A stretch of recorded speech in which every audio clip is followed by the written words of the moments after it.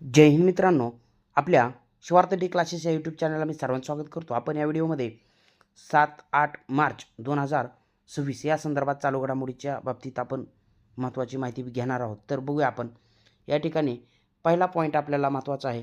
16 वर्षाखालील मुलांना social media वापरण्यास बंदी घालणारे भारतातील पहिले राज्य कोणते? कर्नाटक। 2 नंबरचा पॉईंट आहे आपला 2026च्या UPSC निकालात भारतात प्रथम क्रमांक मिळविणारे उमेदवार कोण आहेत? अनुज अग्निहोत्री आहेत। राज्य कोणतं आहे? राजस्थान। तिसरा पॉईंट महत्त्वाचा आहे, महाराष्ट्र अर्थसंकल्प 2026-27 कोणी सादर केला? मुख्यमंत्री देवेंद्र फडणवीस।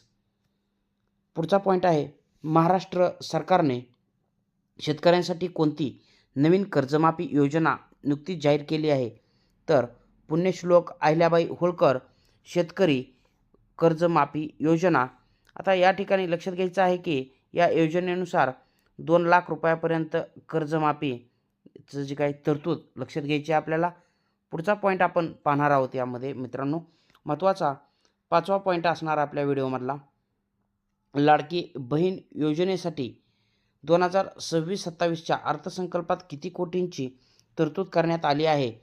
तर 36,000 कोटी रुपये इतकी तरतूद पाहायला मिळते आपल्याला।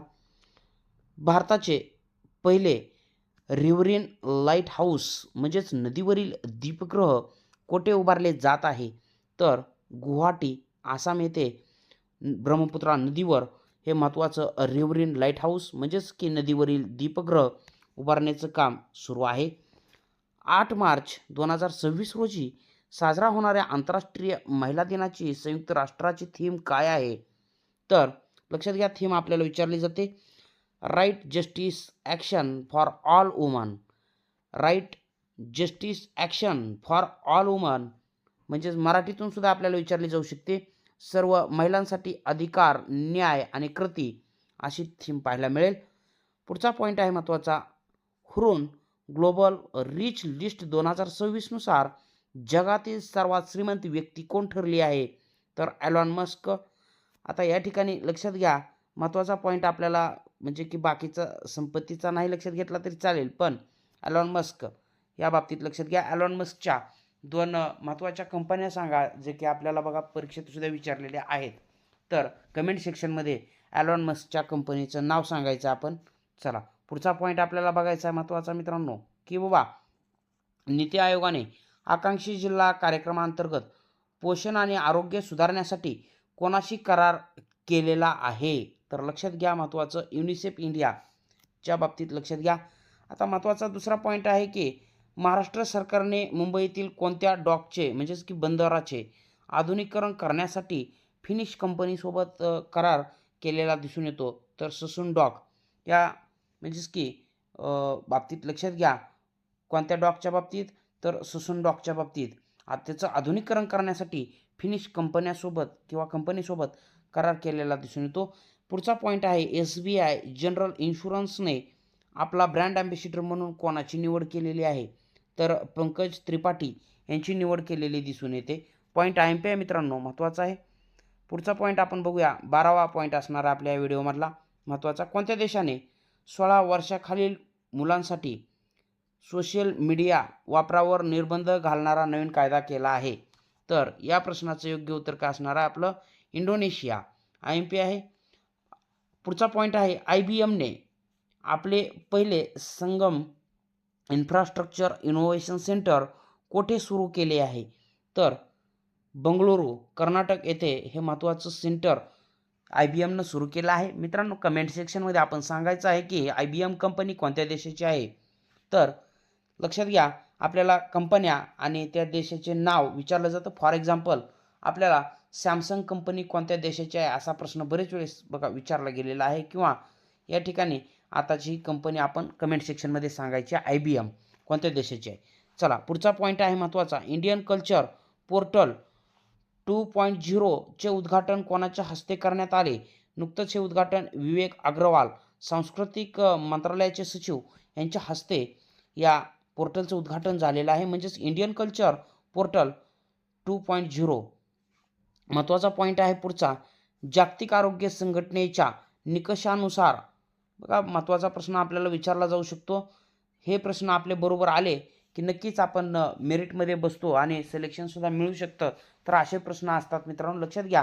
तर जागतिक आरोग्य संघटनेच्या निकषानुसार म्हणजेच की हूच्या निकषानुसार कुष्ठरोग निर्मूलनाचा दर किती असावा लागतो?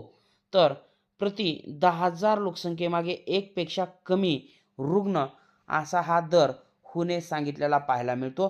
तर मित्रांनो, आपण कमेंट सेक्शनमध्ये सांगायचं आहे कुष्ठरोग हा जो काही आजार आहे तो कोणत्या कारकामुळे होतो? म्हणजे तो जीवाणूजन्य आहे का विषाणूजन्य आहे का अधिजीवामुळे होतो का कवकामुळे होतो?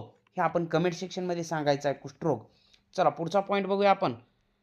T20 विश्वचषक 2026च्या अंतिम सामन्यासाठी भारतीय रेल्वेने कोणत्या स्थानकावरून विशेष गाड्या सोडण्याची घोषणा केली आहे? तर हे स्थानक लक्षात घ्या महत्त्वाचे.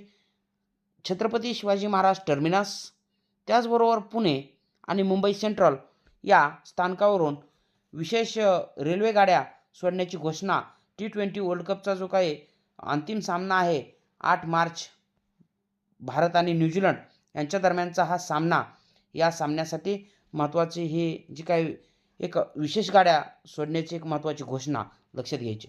पुढचा पॉईंट आहे, भारतीय क्रिकेटपटू जसप्रीत बुमराह यांनी अलीकडेच आंतरराष्ट्रीय क्रिकेटमध्ये तिन्ही प्रकारात किती बळी पूर्ण केले आहेत?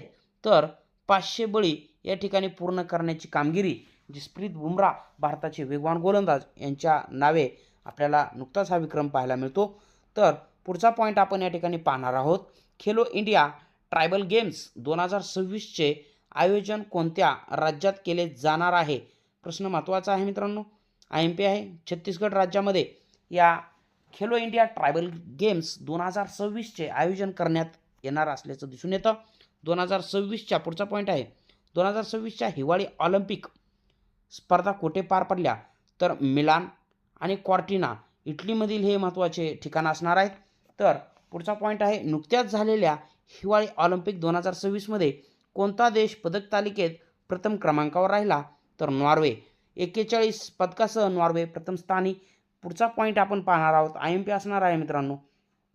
तर नुकत्याच प्रसिद्ध झालेल्या EPI म्हणजेच एन्व्हायरमेंटल परफॉर्मन्स इंडेक्स म्हणजेच की पर्यावरणीय कामगिरी निर्देशांक म्हणून आपण याला ओळखायचं आहे. या ठिकाणी या निर्देशांकात भारतातील कोणती 3 राज्य आघाडीवर होत आहेत?